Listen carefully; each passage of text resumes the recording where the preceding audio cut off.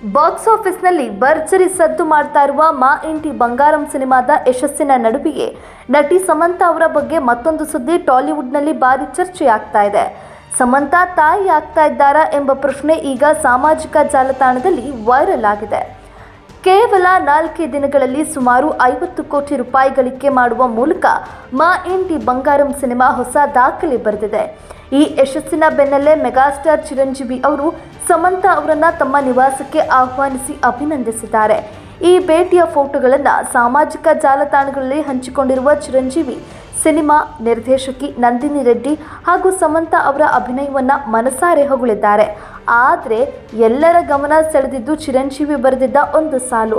ತಮ್ಮ ಜೀವನದ ಹೊಸ ಅಧ್ಯಾಯಕ್ಕೆ ಕಾಲಿಡ್ತಾ ಇರುವಂತಹ ಸಮಂತಾ ಮತ್ತು ರಾಜ್ ದಂಪತಿಗೆ ನನ್ನ ವಿಶೇಷ ಶುಭಾಶಯಗಳು ಎಂದು ಅವರು ಪೋಸ್ಟ್ನಲ್ಲಿ ಉಲ್ಲೇಖಿಸಿದ್ದಾರೆ.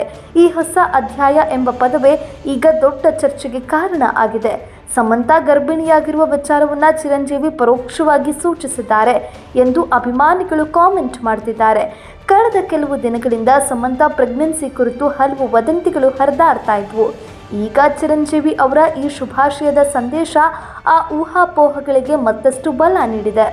ಆದರೆ ಈವರೆಗೆ ಸಮಂತಾ ಅಥವಾ ಅವರ ಕುಟುಂಬದಿಂದ ಗರ್ಭಧಾರಣೆ ಕುರಿತು ಯಾವುದೇ ಅಧಿಕೃತ ಘೋಷಣೆ ಹೊರಬಂದಿಲ್ಲ. ಹೀಗಾಗಿ ಸಾಮಾಜಿಕ ಜಾಲತಾಣಗಳಲ್ಲಿ ಹರಿದಾಡ್ತಾ ಇರುವ ಈ ಸುದ್ದಿಯನ್ನು ಸದ್ಯ ಊಹಾಪೋಹಗಳೆಂದು ಮಾತ್ರ ಪರಿಗಣಿಸಲಾಗ್ತಿದೆ.